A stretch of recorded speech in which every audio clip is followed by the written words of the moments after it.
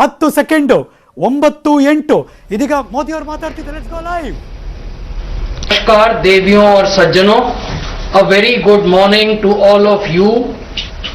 कोविड-19 vaccination कार्यक्रम के देशव्यापी प्रारंभ के अवसर पर राष्ट्र के नाम संदेश हेतु हम परम आदरणीय प्रधानमंत्री जी से कृपा पूर्वक आग्रह करते हैं.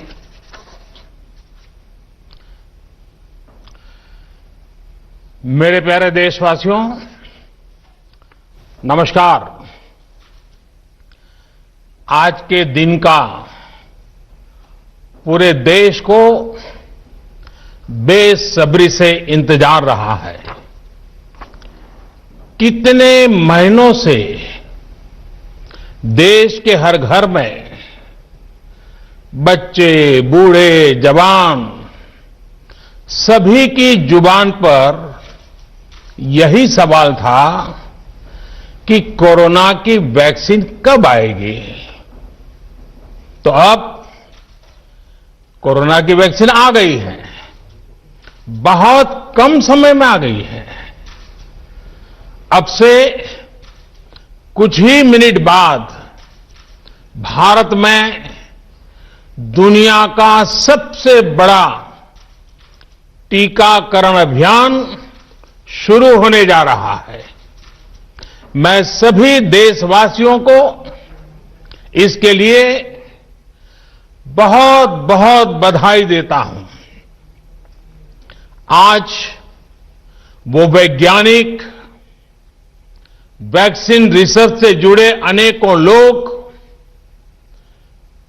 विशेष रूप से प्रशंसा के हकदार हैं, जो बीते कई महीनों से कोरोना के खिलाफ वैक्सीन बनाने में जुटे थे, दिन रात जुटे थे. न उन्होंने त्योहार देखा है, न उन्होंने दिन देखा है, न उन्होंने रात देखी है. आमतौर पर एक वैक्सीन बनाने में बरसों लग जाते हैं, लेकिन इतने कम समय में एक नहीं, दो मेड इन इंडिया वैक्सीन तैयार हुई है. इतना ही नहीं, कई और वैक्सीन पर भी काम तेज गति से चल रहा है.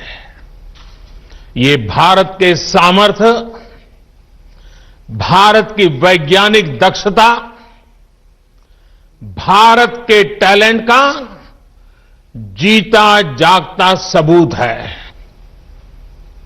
ऐसी ही उपलब्धियों के लिए राष्ट्रकवि रामधारी सिंह दिनकर जी ने कहा था, मानव जब जोर लगाता है, पत्थर पानी बन जाता है.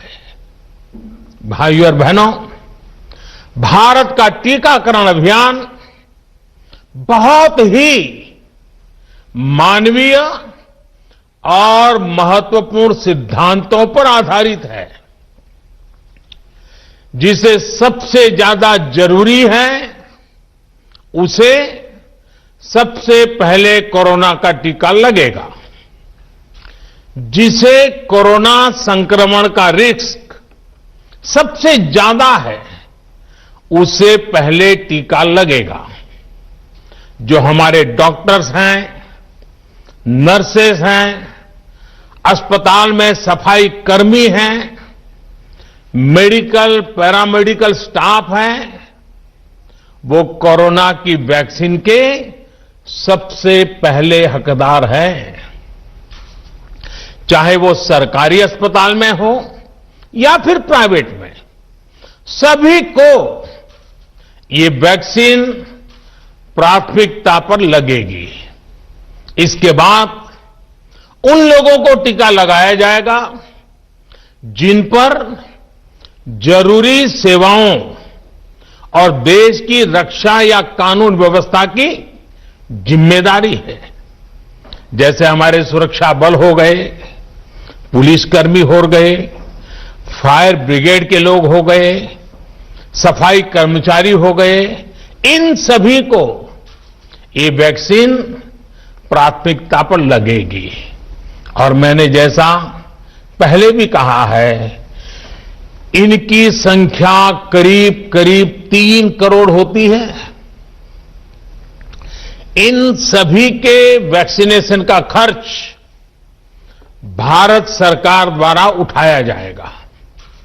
साथियों, इस टीकाकरण अभियान की पुख्ता तैयारियों के लिए राज्य सरकारों के सहयोग से देश के कोने कोने में ट्रायल्स किए गए हैं, ड्राई रन्स हुए हैं। विशेष तौर पर बनाए गए कोविन डिजिटल प्लेटफॉर्म में टीकाकरण के लिए रजिस्ट्रेशन से लेकर ट्रैकिंग तक की व्यवस्था है। आपको पहला टीका लगने के बाद दूसरी डोज कब लगेगी, इसकी जानकारी भी आपके फोन पर दी जाएगी। और मैं सभी देशवासियों को ये बात फिर याद दिलाना चाहता हूं कि कोरोना वैक्सीन की 2 डोज लगनी बहुत जरूरी है। एक डोज ले लिया और फिर भूल गए, ऐसा गलती मत करना। और जैसा एक्सपर्ट्स कह रहे हैं, पहली और दूसरी डोज के बीच लगभग 1 महीने का अंतराल भी रखा जाएगा। आपको ये भी याद रखना है कि दूसरी डोज लगाने के 2 हफ्ते बाद ही आपके शरीर में कोरोना के विरुद्ध जरूरी शक्ति विकसित हो पाएगी। इसलिए टीका लगते ही आप असावधानी बरतने लगें, मास्क निकालकर रख दें, 2 गज की दूरी भूल जाएं, ये सब मत करिएगा। मैं प्रार्थना करता हूं, मत करिएगा। और मैं आपको एक और चीज बहुत आग्रह से कहना चाहता हूं। जिस तरह धैर्य के साथ आपने कोरोना का मुकाबला किया, वैसे ही धैर्य अब वैक्सीनेशन के समय भी दिखाना है। साथियों, इतिहास में इस प्रकार का और इतने बड़े स्तर का टीकाकरण अभियान पहले कभी नहीं चलाया गया है। ये अभियान कितना बड़ा है, इसका अंदाज आप सिर्फ पहले चरण से ही लगा सकते हैं। दुनिया के 100 से भी ज्यादा ऐसे देश हैं जिनकी संख्या 3 करोड़ से कम है, और भारत वैक्सीनेशन के अपने पहले चरण में ही 3 करोड़ लोगों का टीकाकरण कर रहा है। दूसरे चरण में हमें इसको 30 करोड़ की संख्या तक ले जाना है। जो बुजुर्ग हैं, जो गंभीर बीमारी से ग्रस्त हैं, उन्हें वो अगले चरण वाले चरण में टीका लगेगा।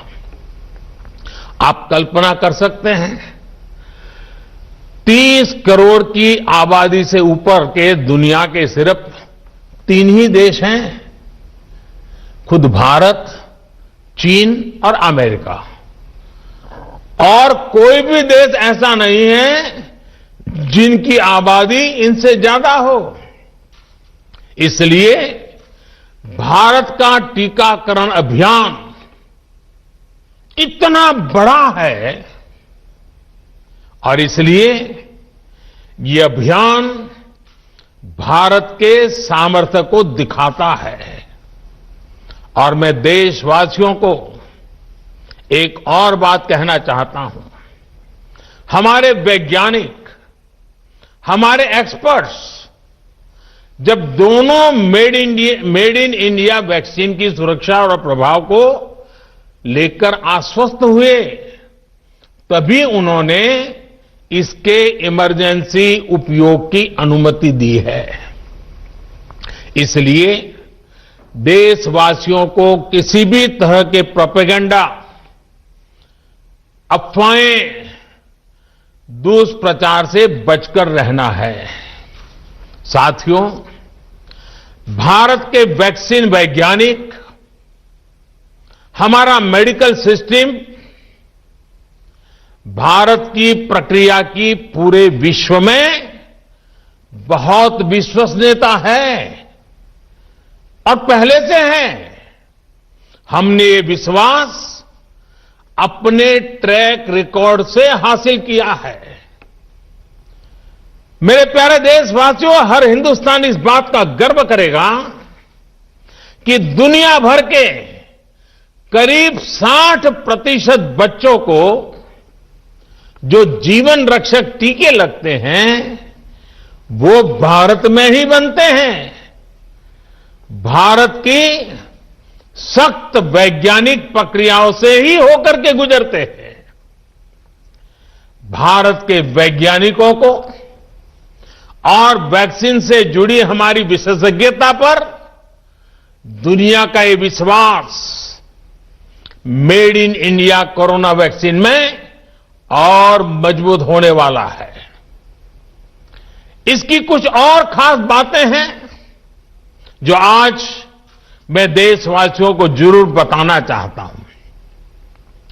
ये भारतीय वैक्सीन विदेशी वैक्सीनों की तुलना में बहुत सस्ती हैं और इनका उपयोग भी उतना ही आसान है।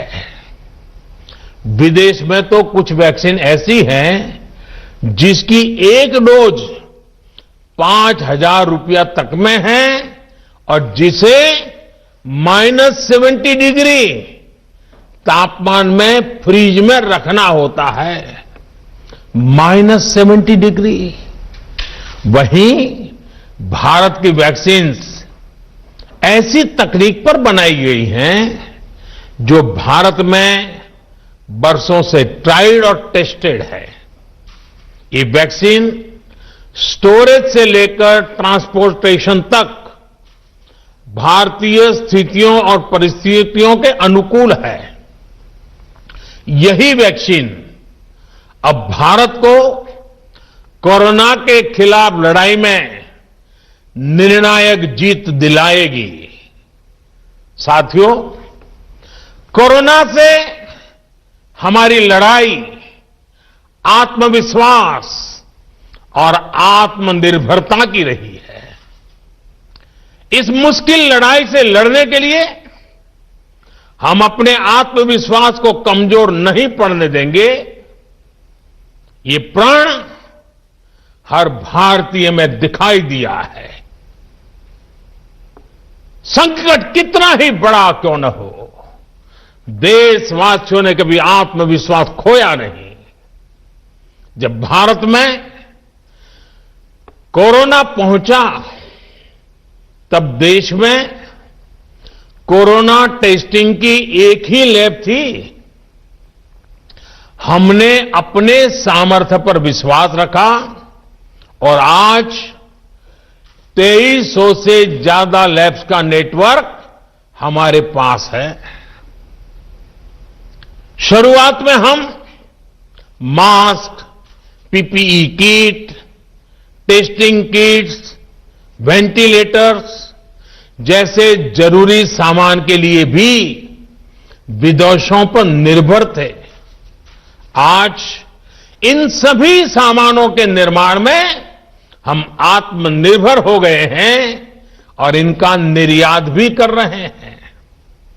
आत्मविश्वास और आत्मनिर्भरता की इसी ताकत को हमें टीकाकरण के इस दौर में भी सशक्त कर रहा है।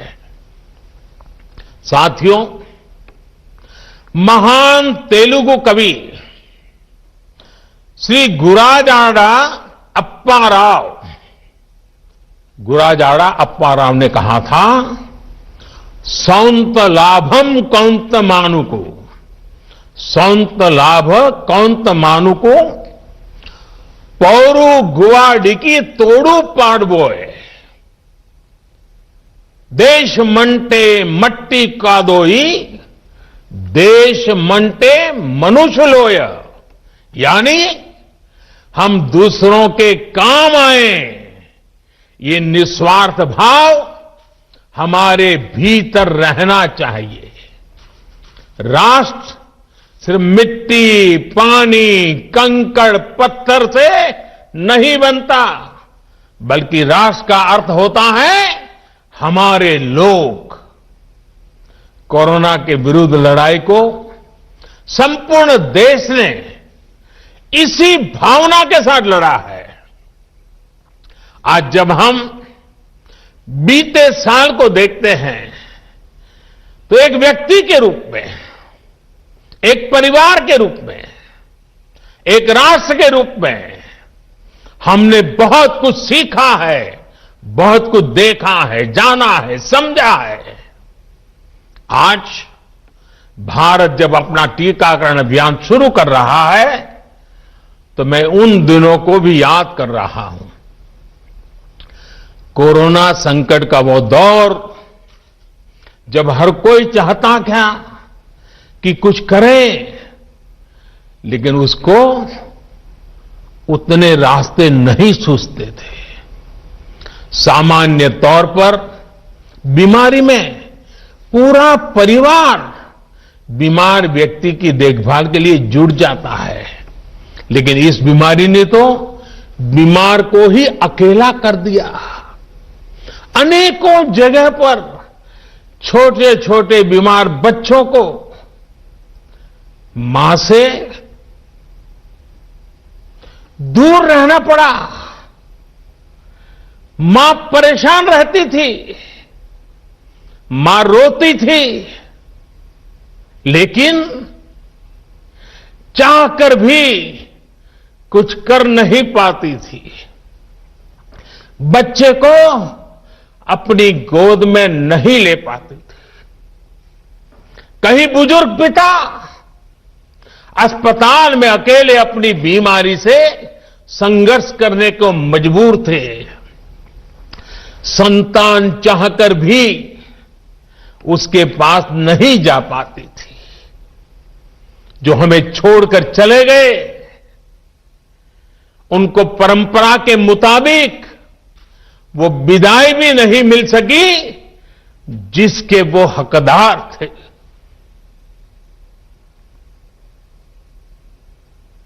जितना हम उस समय के बारे में सोचते हैं, मन सिहर जाता है, उदास हो जाता है। लेकिन साथियों, संकट के उसी समय में, निराशा के उसी वातावरण में कोई आशा का भी संचार कर रहा था। हमें बचाने के लिए अपने प्राणों को संकट में डाल रहा था। हमारे doctor, nurse, paramedical staff, ambulance driver, ASHA worker, सफाई कर्मचारी, पुलिस के साथी और दूसरे फ्रंटलाइन वर्कर्स, उन्होंने मानवता के प्रति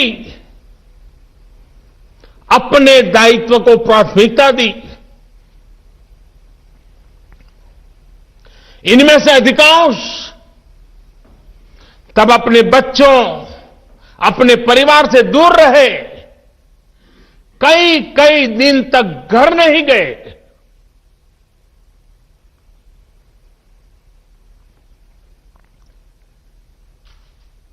सैकड़ों साथी ऐसे भी हैं जो कभी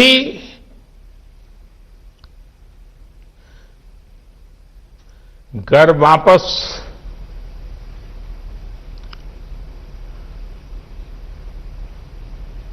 लौट ही नहीं आ पाए। उन्होंने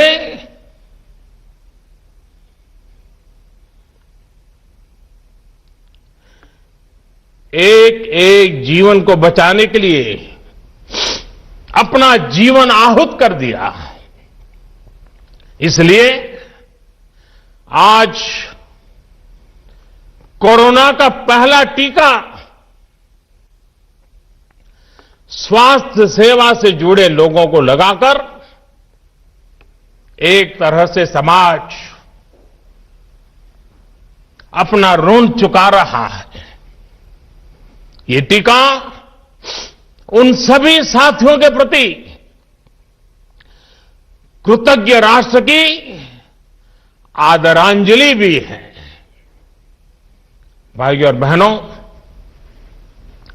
मानव इतिहास में अनेक विपदाएं आई, महामारियां आई, भीषण युद्ध हुए, लेकिन कोरोना जैसी चुनौती की किसी ने कल्पना नहीं की थी। ये एक ऐसी महामारी थी जिसका अनुभव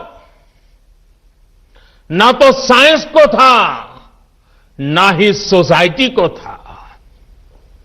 तमाम देशों से जो तस्वीरें आ रही थी, वो खबरें आ रही थी, वो पूरी दुनिया के साथ साथ हर भारतीय को विचलित कर रही थी। ऐसे हालात में दुनिया के बड़े बड़े एक्सपर्ट्स भारत को लेकर तमाम आशंकाएं जता रहे थे, लेकिन साथियों, भारत की जिस बहुत बड़ी आबादी को हमारी कमजोरी बताया जा रहा था,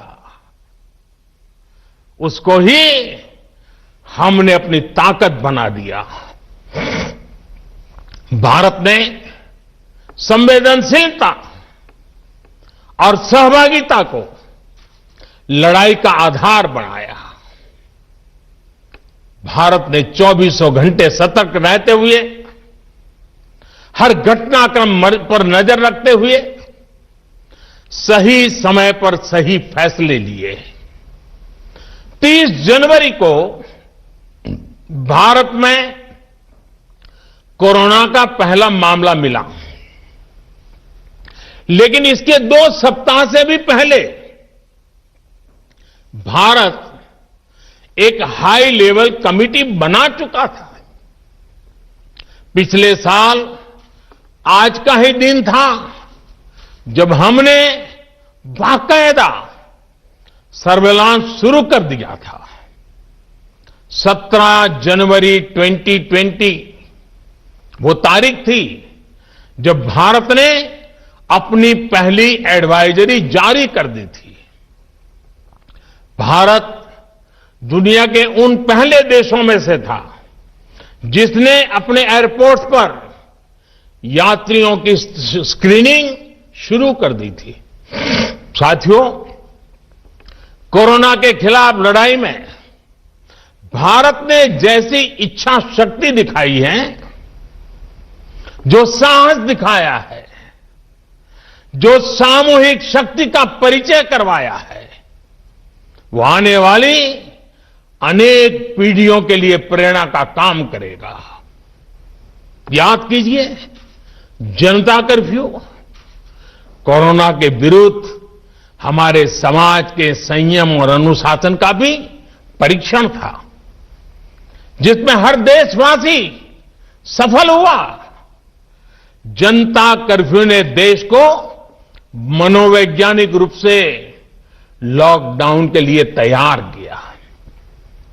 हमने ताली, थाली और दिया जलाकर देश के आत्मविश्वास को ऊंचा रखा। साथियों, कोरोना जैसे अनजान दुश्मन जिसके एक्शन रिएक्शन को बड़े बड़े सामर्थ्यवान देश नहीं भांप पा रहे थे,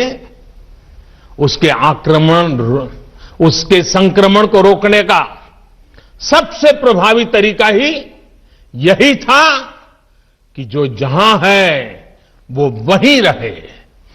इसलिए देश में लॉकडाउन का फैसला भी किया गया।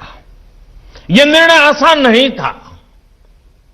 इतनी बड़ी आबादी को घर के अंदर रखना असंभव है, इसका हमें एहसास था। और यहां तो देश में सब कुछ बंद होने जा रहा था, लॉकडाउन होने जा रहा था। इसका लोगों की रोजी रोटी पर क्या प्रभाव पड़ेगा, अर्थव्यवस्था पर क्या प्रभाव पड़ेगा, इसका आकलन भी हमारे सामने था। लेकिन देश ने जान है तो जहान है के मंत्र पर चलते हुए प्रत्येक भारतीय का जीवन बचाने को सर्वोच्च प्राथमिकता दी। और हम सभी ने ये देखा है कि कैसे तुरंत ही पूरा देश, पूरा समाज इस भावना के साथ खड़ा हो गया। अनेकों बार छोटी छोटी लेकिन महत्वपूर्ण चीजों की जानकारी देने के लिए मैंने भी अनेक बार देशवासियों के साथ सीधा संवाद किया। एक तरफ जहां गरीबों को मुफ्त भोजन की व्यवस्था की गई, तो वहीं दूध, सब्जी, राशन, गैस, दवा ऐसी जरूरी चीजों की सुचारू आपूर्ति सुनिश्चित की गई। देश में व्यवस्थाएं ठीक से चले, इसके लिए गृह मंत्रालय ने 24/7 कंट्रोल रूम शुरू किया, जिस पर हजारों कॉल्स का जवाब दिया गया, लोगों को समाधान दिया गया। साथियों, कोरोना के विरुद्ध इस लड़ाई में हमने कदम कदम पर दुनिया के सामने उदाहरण प्रस्तुत किया है। ऐसे समय में जब कुछ देशों ने अपने नागरिकों को चीन में बढ़ते कोरोना के बीच छोड़ दिया था, तब भारत चीन में फंसे हर भारतीय को वापस लेकर आया। और सिर्फ भारत के ही नहीं, हम कई दूसरे देशों के नागरिकों को भी वहां से वापस निकाल करके लाए। कोरोना काल में वंदे भारत मिशन के तहत 35 लाख से ज्यादा भारतीयों को विदेशों से भारत लाया गया। मुझे याद है, एक देश में जब भारतीयों को टेस्ट करने के लिए मशीनें कम पड़ रही थी, तो भारत ने पूरी टेस्टिंग लैब यहां से वहां भेज करके उसको वहां सजाया, लगाया, ताकि वहां से भारत आ रहे लोगों को टेस्टिंग की दिक्कत ना हो।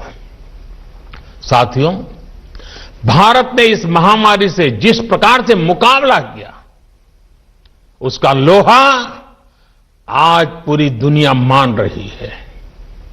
केंद्र और राज्य सरकारें, स्थानीय निकाय, हर सरकारी संस्थान, सामाजिक संस्थाएं कैसे एकजुट होकर बेहतर काम कर सकते हैं, ये उदाहरण भी भारत ने दुनिया के सामने रखा। इसरो, डीआरडीओ, फौज से लेकर किसानों और श्रमिकों तक सभी एक संकल्प के साथ कैसे काम कर सकते हैं, ये भारत ने दिखाया है। 2 गज की दूरी और मास्क है जरूरी, उस पर फोकस करने वालों में भी भारत अग्रणी देशों में रहा। भाइयों और बहनों, आज इन्हीं सब प्रयासों का परिणाम है कि भारत में कोरोना से होने वाली मृत्यु की दर कम है और ठीक होने वालों की दर बहुत अधिक है। देश के कई जिले ऐसे हैं जहां एक भी व्यक्ति को हमें कोरोना की वजह से खोना नहीं पड़ा। इन जिलों में हर व्यक्ति कोरोना से ठीक होने के बाद अपने घर पहुंचा है। बहुत से जिले ऐसे भी हैं जहां बीते 2 सप्ताह से कोरोना संक्रमण का एक भी केस नहीं आया है। जहां तक कि लॉकडाउन के से प्रभावित अर्थव्यवस्था की रिकवरी में भी भारत दुनिया में आगे निकल रहा है।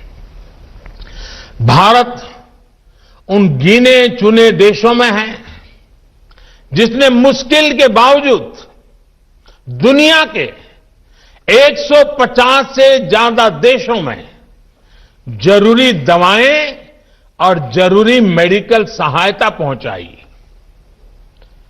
पैरासीटामोल हो, हाइड्रोक्सी क्लोरोक्वीन हो, टेस्टिंग से जुड़ा सामान हो, भारत ने दूसरे देश के लोगों को भी बचाने की हर संभव कोशिश की। आज जब हम अपनी वैक्सीन बना ली है, तब भी भारत की तरफ दुनिया आशा और उम्मीद की नजरों से देख रही है। हमारा टीकाकरण अभियान जैसे जैसे आगे बढ़ेगा, दुनिया के अनेक देशों को हमारे अनुभव का लाभ मिलेगा।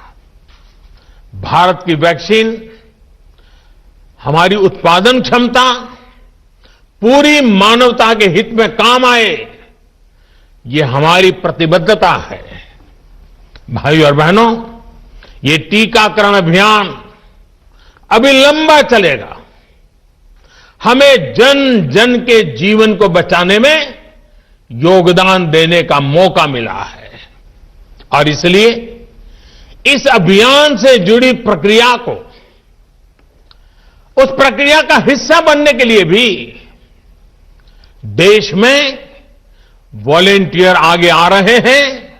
मैं उनका स्वागत करता हूं और भी अधिक वॉलेंटियर्स को मैं अपना समय इस सेवा कार्य में जोड़ने के लिए जरूर आग्रह करूंगा। हां, जैसा मैंने पहले कहा, मास्क, 2 गज की दूरी और साफ सफाई ये टीके के दौरान भी और बाद में भी जरूरी रहेंगे। टीका लग गया तो उसका अर्थ ये नहीं कि आप कोरोना से बचाव के दूसरे तरीके छोड़ दें। अब हमें नया प्रण लेना है। दवाई भी, कड़ाई भी। दवाई भी, कड़ाई भी।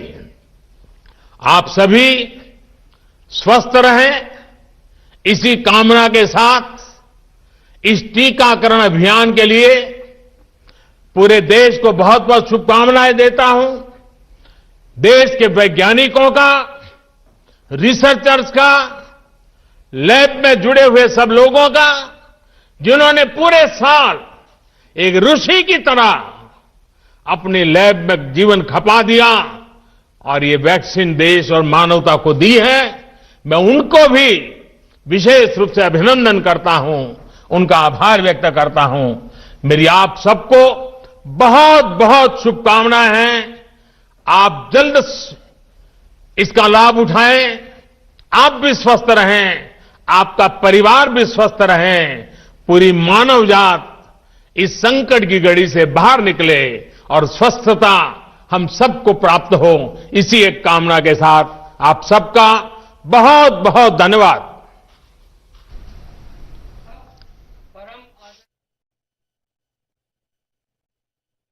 रिमोट बटन दबाकर विश्व के सबसे बड़े वैक्सीनेशन कार्यक्रम का औपचारिक प्रारंभ करने की